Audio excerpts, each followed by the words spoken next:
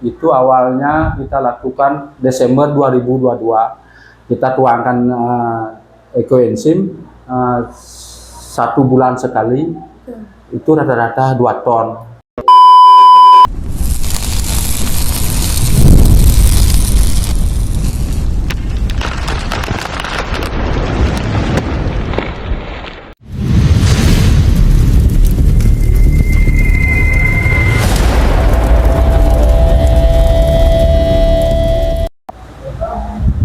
Om Swastiastu. Assalamualaikum warahmatullahi wabarakatuh. Shalom, namo buddhaya, salam kebajikan dan salam sejahtera untuk kita semua. Halo sahabat Tripod, sahabat Blast Pantry Podcast. Perkenalkan, saya Senja Pratiwi yang akan menemani sahabat Tripod kali ini. Kali ini kita akan berbincang dengan narasumber kita, yaitu dari komunitas Toltol. Ya. Terima kasih. Ya. Sebelumnya selamat datang di Tripod kami ya Pak ya. Terima kasih. Salam sehat dari kami dari tim Tripod. Sebelumnya saya ucapkan terima kasih atas kesediaan Bapak telah hadir di Tripod kami kali ini. Terima kasih. Ya. Sahabat Tripod semuanya, tentunya di antara kita masih bertanya-tanya, siapa sih yang hadir di Tripod kali ini? Dengan hormat, saya kepada Bapak untuk memperkenalkan diri kepada para penonton Tripod semuanya.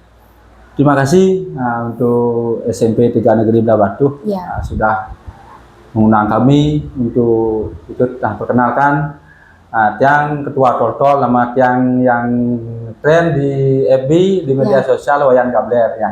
Nama aslinya adalah Wayan Suatiko sebagai Ketua Toltol dan Ketua Yayasan Kedas Pertiwi Resik yang menaungi Toltol.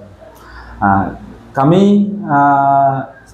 selalu menekankan untuk anak muda, adik-adik, gimana kita peduli dengan lingkungan. Itu tujuan kami. Gimana kita menyelesaikan problem saat ini. Yang penting adalah sampah yang kita ciptakan sendiri, yang kita mencemari lingkungan, tapi kadang-kadang kita menyalahkan orang. Moto yang kita sering utarakan adalah sampahmu tanggung jawabmu, sampahku tanggung jawabku. Itu yang sering kita utarakan. Kita edukasi ke sekolah-sekolah, ke masyarakat, bahwa sampah yang kita ciptakan sendiri harus kita yang selesaikan. Jangan sampai sampah kita ke TPA mencemari daerah orang lain dengan kita sendiri yang memproduksi sampah gitu. Itu yang sering kita edukasi ke sekolah-sekolah. Baik, terima kasih Pak. Sebelumnya saya sangat tertarik dengan nama komunitas Bapak. Namun bisa diceritakan sedikit mengenai sejarah terbentuknya komunitas ini, karena dari namanya ini sangat unik Pak. Dan apa aja sih kegiatan dari komunitas ini? Kalau sejarah terbentuknya sih, kalau kita ceritakan agak unik lah.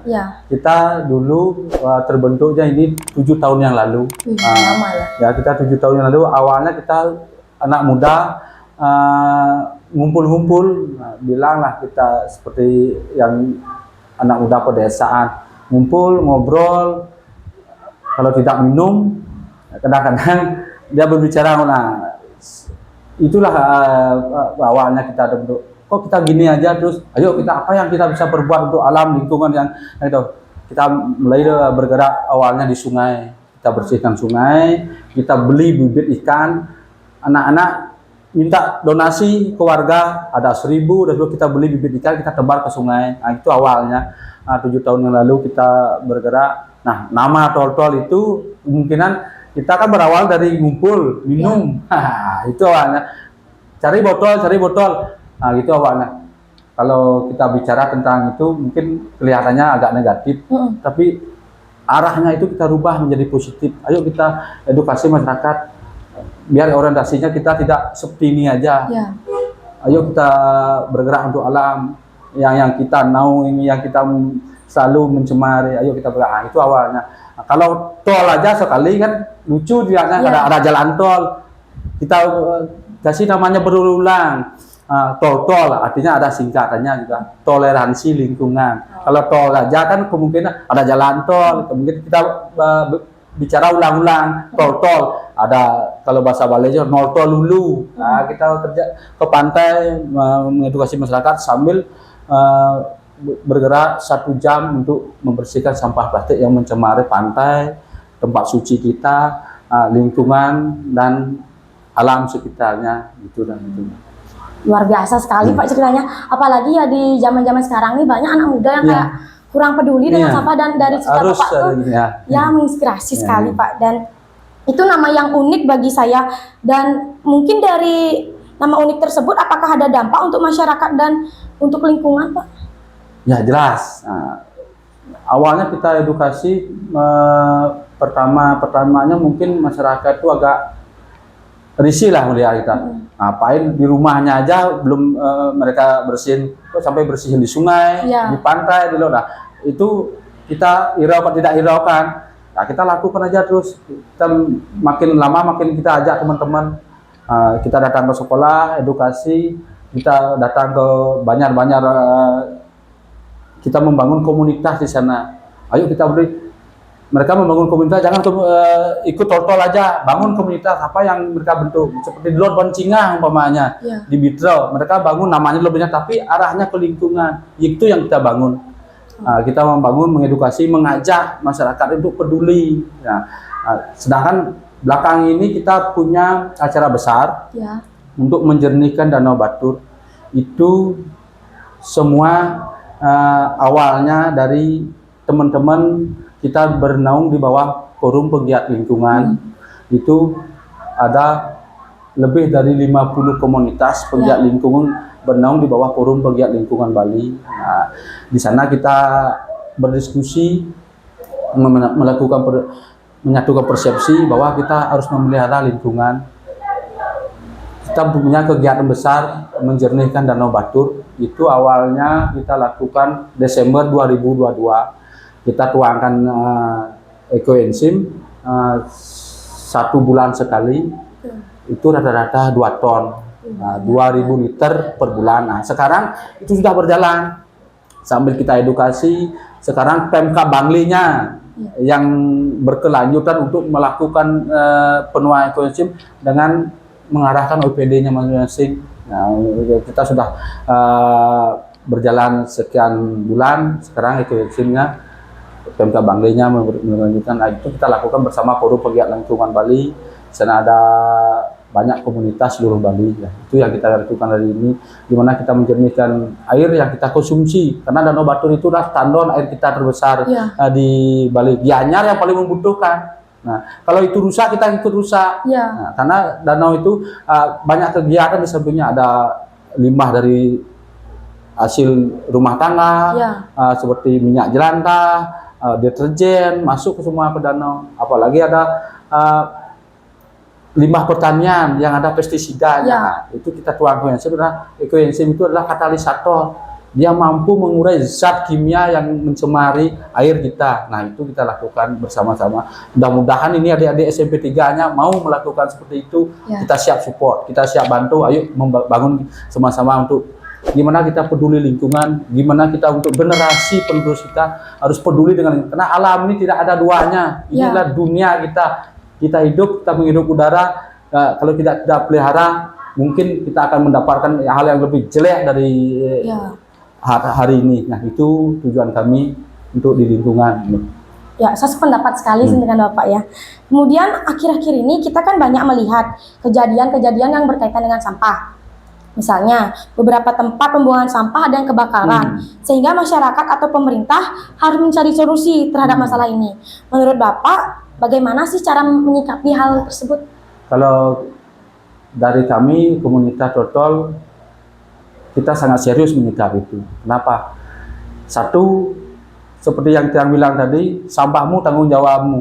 Nah, gimana kita menyelesaikan sampah kita biar tidak sampai ke TPA? Kita punya solusi. Satu, intinya lah memilah. Pilah antara sampah anorganik dan organik. Nah, kenapa? Organik yang paling banyak kita produksi. Hampir 70% sampah yang kita ciptakan itu adalah sampah organik. Nah, kalau itu sampai kecampur dengan sampah anorganik, itu sudah menjadi sampah. Sudah itu tidak bisa kita selesaikan. Akhirnya ke TPA. TPA itu tempatnya segitu aja. Kalau kita taruh terus kan tidak menyelesaikan. Nah, kalau kita di tol-tol ada solusinya. Satu, pilah sampah di sumber, pilah sampah di rumah tangga, pisahkan antara anorganik dan organik. Organiknya kita punya solusi, namanya tebo modifikasi, tebo modern. Itu bentuknya seperti sepiteng ke bawah. Nah, sampah organik itu kita masukkan ke sana.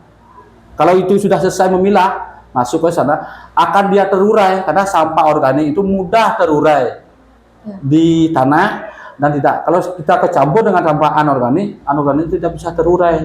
Nah, makanya intinya adalah memilah, memisahkan.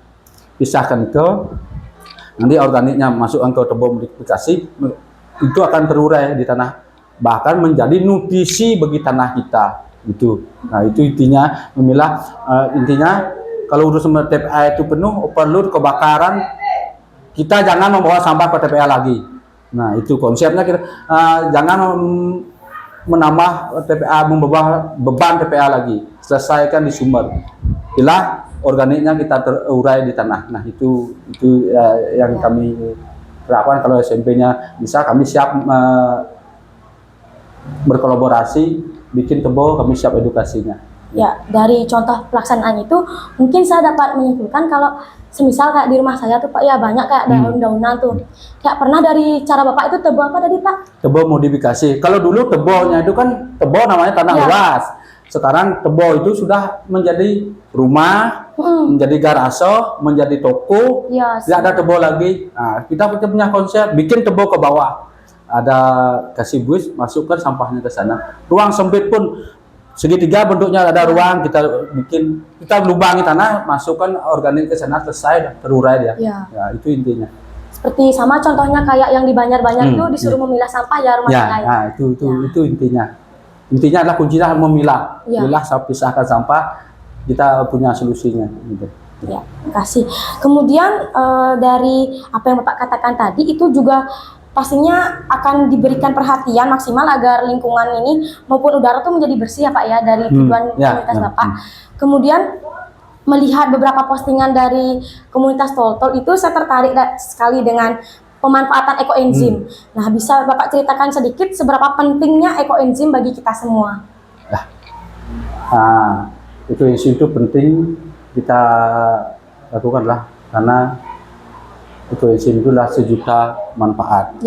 Kemanapun ekoenzim ditaruh akan bermanfaat. Kalau kita semprot ke udara, mereka ekoenzim bermanfaat untuk menjernihkan udara dari karbon dioksida yang diciptakan oleh kendaraan atau segala yang lainnya. Kalau kita taruh di air, ekoenzim itu bisa menjernihkan air, mengurai zat kimia yang mencemari air. Nah, kalau ekoenzim itu jatuh di tanah, mereka akan ngasih nutrisi, ngasih pupuk, mengurai zat kimia yang ada di tanah dan ngasih nutrisi untuk tumbuhan yang hidup di tanah. Itu ekoenzim.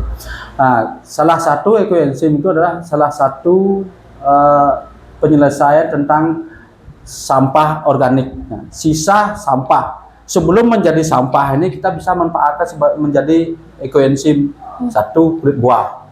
Dagingnya kita makan, kulitnya kita manfaatkan menjadi ekoenzim. Kalau itu tidak menjadi ekoenzim, jelas menjadi sampah dia. Nah, itu salah satunya. Salah satu adalah mengurangi sampah ke TPA, itu adalah ekoenzim juga. Nah, salah satu. Nah, itu dagingnya kita makan, kulitnya kita gunakan ekoenzim, karena ekoenzim itu sangat bermanfaat untuk lingkungan. Satu, kalau untuk kehidupan sehari-hari bisa menjadi disinfektan. Ada luka bakar bisa disemprotkan, lukanya cepat sembuh. Seperti itu. Bisa untuk ngepel, bisa untuk menghilangkan bau, terutama kalau adik punya kakek di rumah, mungkin kakeknya kencingnya kurang bagus di kamar aja, itu semprotkan ekoenzim, baunya pasti hilang.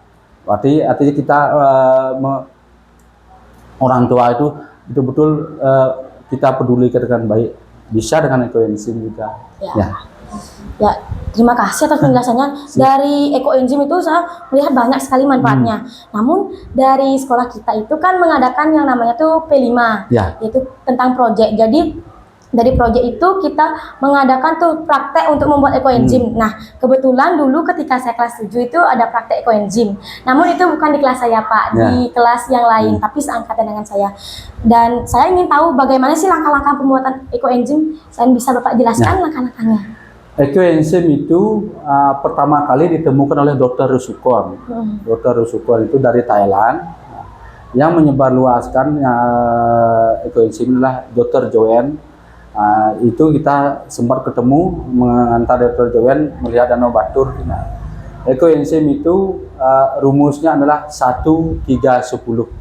Satunya gula merah atau molase, tiganya kulit buah itu bahan organik, BO yang kita biasa sering sebut itu namanya bahan organik, itu sisa buah, sisa organik atau sayur.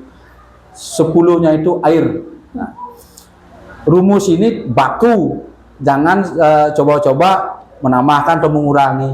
Itu baku yang kita dapatkan dari penemunya. Setelah kecampur tiga ini, kita jadikan satu, aduk, tutup rapat dengan kedap udara. Proses fermentasinya 3 bulan, minimal 3 bulan baru bisa dipanen. Ekoenzim itu tidak ada istilah gagal.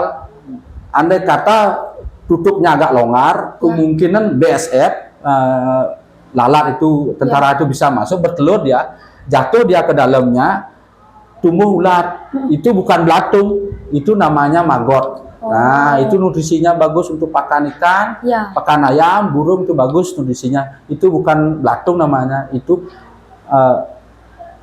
maggot itu makanannya adalah memang buah dia burung lalat buah dia. Gitu. Tidak ada istilah gagal, cuma baunya aja yang berbeda karena kelihatannya jijik jadinya karena ada ulatnya itu. Tidak ada istilah gagal, tetap saring ekoenzimnya tetap bisa digunakan untuk pupuk, untuk yang lainnya menghilang tetap bisa. Cuma kalau setelah fermentasi 3 bulan minimal, kalau fermentasinya lebih dari 3 bulan itu lebih bagus, minimal 3 bulan. Makin lama fermentasinya makin bagus kualitas ekoenzimnya. Bulan pertama saat fermentasi itu timbul gas namanya gas metana, karena buah itu muncul buah. 1 bulan pertama ada pasti bisa timbul reaksi, kadang berbusa, kadang bunyi dacis gitu. Nah, bulan kedua dia mengeluarkan alkohol. Nah, bulan ketiga baru dia mengeluarkan enzim. Nah, itu prosesnya buah. Nah, makanya kalau semakin lama fermentasi itu semakin bagus kualitas ekoenzimnya. Nah, itu kami tahu dari kegiatan kita, dari praktek yang sih bukan orang akademis yang tidak amanah apa-apa, cuma kita melakukan dari perjalanan praktek itu kita tahu begini, seperti yang tadi bunyi ya sih, itu berarti prosesnya sudah mulai. Nah, itu yang kita tahu. Jadi dari proses pembuatannya sangat menarik Pak ya. Tentunya kita sebagai masyarakat juga harus peduli terhadap lingkungan. Selanjutnya apa pesan Bapak terhadap masyarakat kita, khususnya terhadap penonton setia Tripod terkait keadaan lingkungan dan terkait ekoenzim ini? Terima kasih.